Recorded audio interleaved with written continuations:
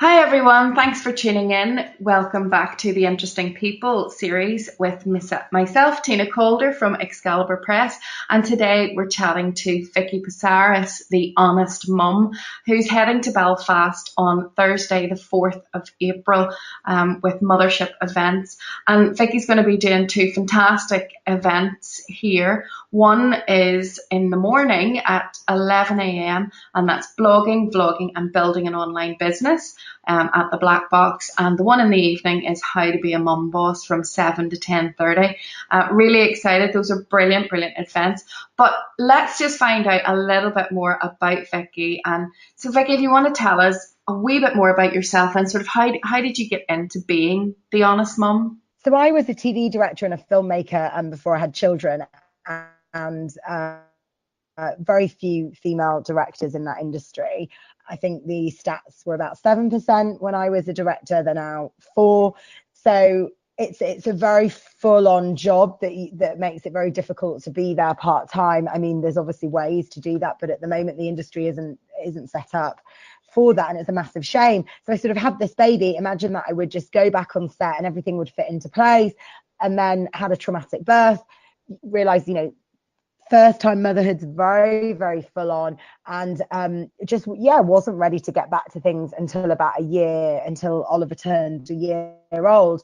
In the meanwhile, I set up a blog when not many people were blogging. It just wasn't really a thing. It was a big thing in America, but it was just starting up in the UK. Nobody knew you could make money from it. It was not done with any intention that this would be my job. I just imagined I would go back to directing.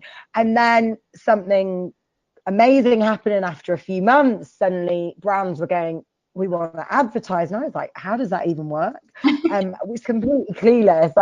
Like, can you explain? I was just like, and they were like, yeah, you write about us. And anyway, I mean, it was very forward thinking at the time. I did go back to directing. And then by the time I had my second baby, I was just able to just become a full-time blogger in 2012. So that's really what happened. As the advent of technology, the flexibility that working online provided, and the changes in advertising, which meant that I could actually write and be paid to write through advertising, supporting my very honest musings of motherhood and my loves and dislikes, etc.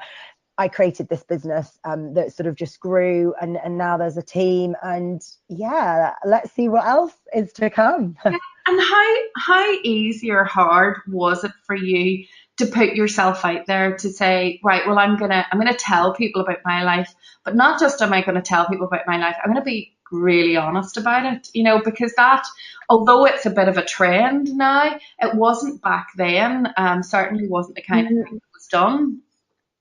No, totally. I mean, back then, no one was. I wrote what I needed to hear myself, but I must be honest and say that right at the beginning, I was suffering a traumatic birth, and it took me many years to write about what I was experiencing, and it took me healing from that time to be able to write about it. So, but early on, I mean, I was honest about kind of the move that we made from London back closer to my family, about the things that were going on, and about how tough sort of motherhood felt as well. And I think that really resonated with people. So it was like the good with the bad. But of course, as I grew in confidence, I mean, at the beginning, I remember being scared that like my film colleagues would read it and sort of make and not think that I would ever be able to come back to work. Even though I wasn't ready to go back to work, I was very scared that if they knew I was blogging, maybe they would underestimate me in some way. You've got to realize how limiting it felt as well, especially in 2010 in terms of opportunities. And I was really keen that I didn't want people to think that because I was a mum, it meant that I couldn't direct, when actually I couldn't, within that feeling the way I did, and also the industry wasn't set up to support me. Yeah. But of course, when you're in the midst of it, you don't feel sort of strong enough to speak up by any means.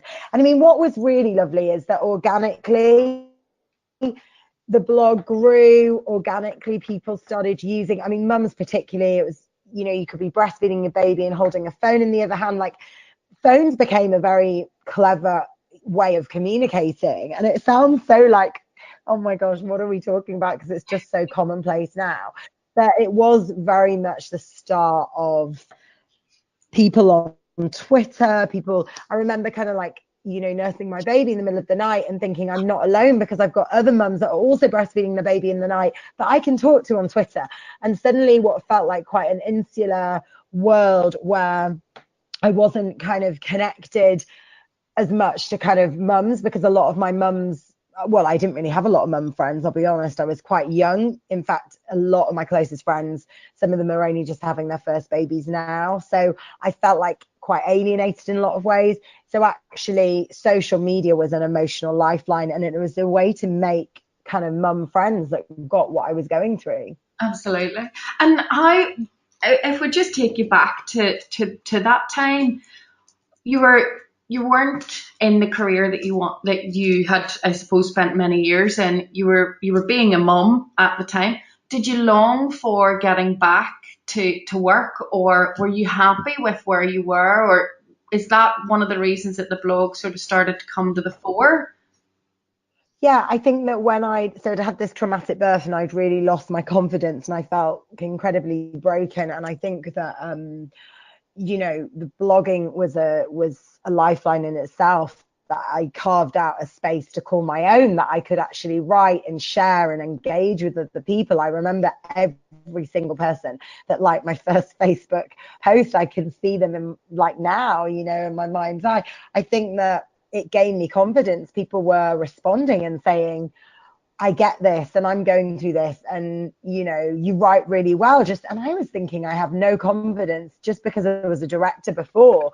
I lost everything, you know. I felt that I'd lost my sense of identity, my confidence. I didn't feel strong enough to share my story or any story. So this was a way in and a way out of that, so to speak, and feeling and slowly piecing together my identity. And it was a gift, because it grew from there. It made me feel I started to get back to myself. And I did go back to directing. I directed some commercials. I didn't have a particularly happy time.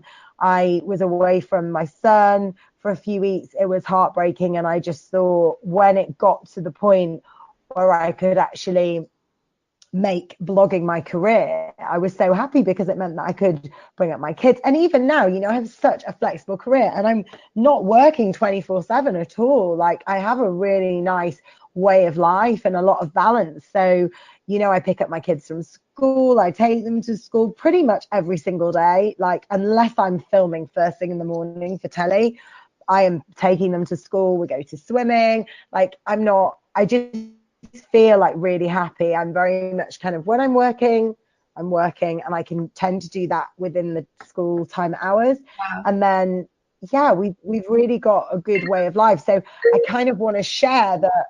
Oh, Oh, sorry. don't worry.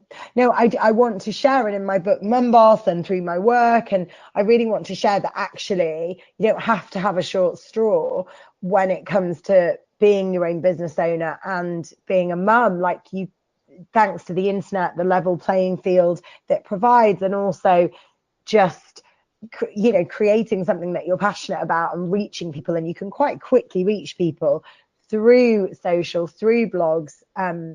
It, it provides you with a way of working meaningfully and also flexibly around your children. Yeah, and can you think of, if you think back to some of those first subjects that you were tackling and the things that you were talking about, how different is that to today? You know, are you still talking about the same types of things, or in the same manner, or has the blog and the work, I suppose, metamorphosized over the years? Well, the blog is like a living online diary. So it follows us as we grow, as we change, as we develop, as our tastes change. But I mean, yeah, I'm still blogging very honestly. So a lot of people message me. I had an operation on my thyroid last year that was really a big op and very kind of, yeah, very intense time. And I shared, it took about 5 months to share that. And I got lots of messages from other women who were going through similar, or someone messaged me from New Zealand the other day to say she's very worried, she feels she has a lump. And it reminded me that when you're truthful when the hardest things to write about, because that was a very hard thing to write, but very cathartic, really does help other people. And we're all exactly the same. You know, we're all going through the same things. And I think that for me, writing is what I love, and filmmaking as well. So, and I absolutely kind of love being on camera. I just like connecting. I just want to share and connect with other people. So to do that through the blog and vlogging and everything else is really wonderful. I love it. But also I realize that there's a responsibility that comes with that. And for me, it's to be authentic. It's to be honest. It doesn't mean I have to share everything about my life. I'm selective. I'm respectful. There's things that go on in my life that I don't want to talk about or share. But on the whole, you know, that sharing element remains. And my kids are getting older, and with it comes different challenges and like various things that we're going through that we'll talk about, or milestones. I mean, what's really sweet is that even if I just write about what we did on a weekend, people read what we get up to. Like, I think we're just all really interested in one another's lives, and that's, yeah, so it's an online diary, so it just keeps updating and growing. And I mean, experiences change, and obviously I feel super lucky. Like, I get to do some very cool things. Last week I was interviewing Westlife. They're back together, and that was really awesome. That comes out next week. And you know, I obviously on day one I wasn't getting to interview like Anastasia and hanging out with movie stars and stuff. Like, yeah, of course, but at the heart of it all is the human condition and his experiences, and you know, are things that affect all of us: loss, love, worries about your family. Like, I think people just know where they stand with me, and they know who I am. Like, I'm not a someone who sugarcoats, but I Yeah. like to think I'm sensitive to other people. But I mean, I am honest. And I remember someone like messaging me saying I'd shared this picture of my Christmas tree and it was a bit wonky, and they're like, Vicky, you've got to fix it, because if your tree isn't straight, like, we all lose our bearings. And I thought that was quite a funny metaphor, that I think like some of my readers just, they know they can trust me. You know, they know that I'm not, and I'm not like, I don't have a big ego, like, because I worked in the industry, and because I worked with massively famous people before I became a blogger, and I got a chance to meet Quentin Tarantino in Cannes and Martin Scorsese, and I worked on big movies. Like, so for me, I came from this background where I was working with, like, bona fide stars. So I never ever, no matter how exciting things get, like, I'm very real. Like, I don't think that I'm not any different to the next person. And I think that's maybe that also really helps people connect to me well, because I will. And also I think, if you share things like everything from what you had for breakfast to when you feel like you've put on weight, or you're not feeling confident, or you X, Y, and Z. Like, I shared a photo that went viral of me in a bikini, like, quite a few years ago now, and it showed my stretch marks. And I think people really were like, oh my gosh, this is amazing, just because you're naturalizing motherhood. You're taking away all these pressures that the media, society have given us as mums. There's so many pressures, like to look amazing, to lose your baby weight, to do. And actually, if you've just got real women, and I mean that by every woman's a real woman, but just real conversation is what I mean, rather than women, then that cuts through all of this bull that we've been overfed for so long. And we're like, finally, we've got people that are talking about, how hard it is to lose baby weight, and how it shouldn't be so important, and how life isn't always easy, and it doesn't always look perfect, and all of those things. And I think that that's really important. But equally, it's really important to talk about the good stuff as well. So Yeah. it shouldn't be like I mean, one-sided.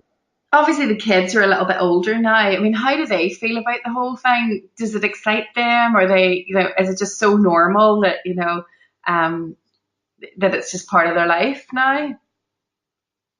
It is very much part of their life. I mean, they have very normal lives as well, so they don't really you know, they're just normal kids and we have a lot of fun.